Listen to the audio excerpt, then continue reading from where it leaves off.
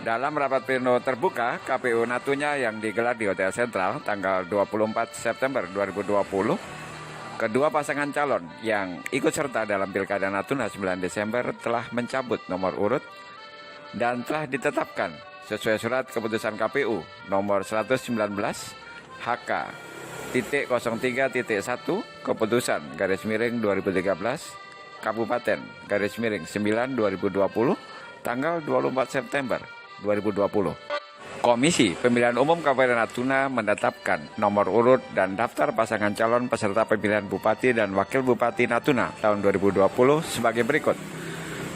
Nomor urut 1, pasangan Mustamin Bakri Dery Purnamasari. Sedangkan nomor urut 2 adalah pasangan Wan Siswandi dan Rodial Huda. Maka, sejak ditetapkan surat keputusan KPU Natuna tersebut, dimulailah masa kampanye. Di masa pandemi COVID-19 di Natuna, berbagai kegiatan kampanye harus mengikuti protokol kesehatan.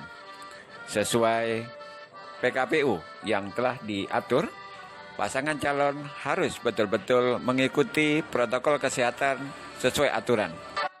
Ada beberapa larangan yang tidak boleh dilakukan oleh pasangan calon. Bagaimana penjelasan detail tentang larangan kampanye yang dilakukan oleh pasangan calon? Berikut penjelasan KPU Natuna. Ketua KPU mau tanya mengenai pemasangan alat peraga, aturannya bagaimana selanjutnya? Baik, terima kasih. Jadi memang untuk pemasangan alat peraga kampanye atau APK ya, itu APK ini ada dua, yaitu pertama APK yang disediakan atau diadakan oleh KPU dan APK yang diadakan sendiri oleh calon. Jadi adapun pemasangan alat peraga kampanye ini, itu KPU sudah meng-SK-kan terkait tempat-tempatnya untuk masing-masing desa kelurahan se-Kabupaten Natuna. Itu sudah kita SK-kan untuk kita sampaikan ke masing-masing pasangan calon untuk mereka bisa mematuhi tempat untuk pemasangan alat peraga tersebut. Adapun alat peraga yang dicetak sendiri oleh pasangan calon itu maksimal adalah paling banyak 200% dari alat peraga yang dicetak oleh KPU.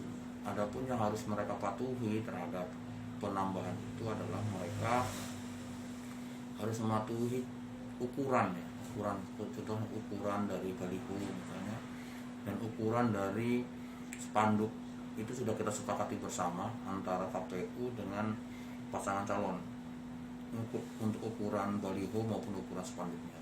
Jadi itu Baliho berapa besar itu, Pak? Jadi baliho yang sudah kita sepakati adalah 3 kali 5 meter ya. Itu di se-kabupaten ada berapa banyak yang ukuran sebesar itu? Jadi untuk Kabupaten Natuna yang disediakan oleh KPU Natuna itu 5 5 baliho untuk masing-masing pasangan calon.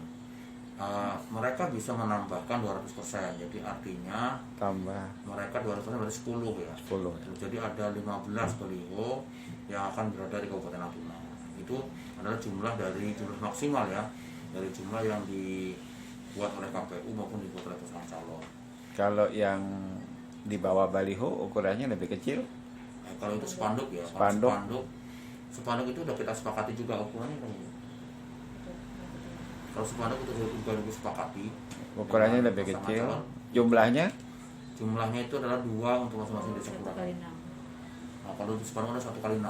1 kali 6 meter itu adalah untuk masing-masing desa kelurahan itu 2. Itu yang dicetak oleh KPU. Adapun yang dicetak oleh pasangan calon adalah maksimal 200%. Jadi otomatis 4 kali banyak per desa. Masing-masing calon itu mencetak spanduk.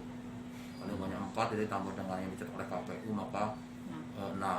Adapun pencetakan yang dilakukan oleh pasangan calon itu ukurannya harus mengikuti dari yang sudah dicetak oleh KPU, yang harus disepakati.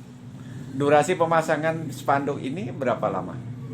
Kalau untuk durasi pemasangan spanduk sama baliho ya, itu sama, yaitu dari mulai 71 hari. Dari masa kampanye itu udah boleh pasang spanduk dan baliho. Jadi mereka harus menurunkan pada sebelum masa tenang. Kemudian selain baliho, spanduk, apakah boleh pasangan calon ini membuat posko atau apa yang lebih dikenal rumah pemenangan ya di masing-masing pulau atau kecamatan atau kelurahan? Baik, jadi kalau di PKPU sendiri itu memang yang dibahas adalah tim pemenangannya ya. Yang dilaporkan KPU adalah petugas ya, petugas kampanye dan lain sebagainya. Jadi terkait untuk yang rumah pemenangan maupun posko, apalagi di pandemi COVID-19 ini memang tidak muncul ya di PKPU 4 maupun PKPU 11 tahun 2020 ya, perbaikan itu. Untuk yang terkait yang posko tadi. Jadi yang dilaporkan ke KPU hanya petugas kampanye Bu ya. Tim kampanye dan petugas kampanye. Itu. Dan relawan kampanye itu yang dilaporkan KPU. Berarti kalau mereka mau buat posko boleh. Nah, kami nggak bisa jawab itu boleh tidak itu gimana Bu? Ya. Boleh. Jadi gimana Bu? Gimana? Karena di PKPU itu tidak ada yang mengatur kayak dengan posko tadi atau istilahnya rumah pemenangan. Jadi kami tidak bisa membilang boleh dan juga tidak bisa membilang tidak boleh. Namun tetap selalu koordinasi ke gugus COVID dan pihak kepolisian. Oh, artinya pasangan calon koordinasi ke tim gugus tugas penanganan COVID-19 ya. Oke.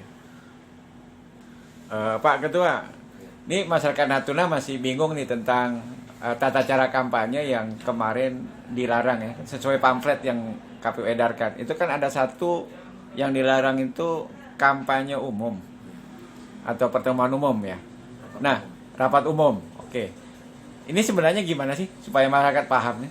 Jadi karena kondisi COVID-19 sesuai dengan PKPU 13 tahun 2020 bahwa memang untuk kampanye tatap muka ya itu dibatasi. Yang sebelumnya itu ada rapat umum, konser musik, jalan santai dan sebagainya itu sekarang ditiadakan. Tetapi KPU memprioritaskan ya bahwa kampanye itu dilakukan melalui media daring. Itu prioritas pertama. Dan apabila memang tidak bisa dilakukan media daring, maka bisa dilakukan pertemuan terbatas. Nah, pertemuan terbatas ini tentu ada batasan-batasannya yang harus dipatuhi oleh pasangan calon. Mungkin Bu Tina lah yang bisa menjelaskan. Ya Bu, jadi gimana penjelasan pertemuan terbatas ini Bu? Jadi gini, kalaupun media daring tidak dapat dilaksanakan, mungkin karena gangguan hal jaringan atau segala macam, itu bisa melakukan pertemuan terbatas, tatap muka atau dialog. Cuma di sini dibatasi jumlahnya, itu cuma 50 orang dan secara ketat menetapkan protokol kesehatan. Gitu. Oh gitu ya. Jadi artinya kalau di atas 30 itu atau di atas 50 orang berarti udah pelanggaran nih. Itu pelanggaran, itu bisa saja dibubarkan oleh pihak Bawaslu maupun kepolisian. Oke.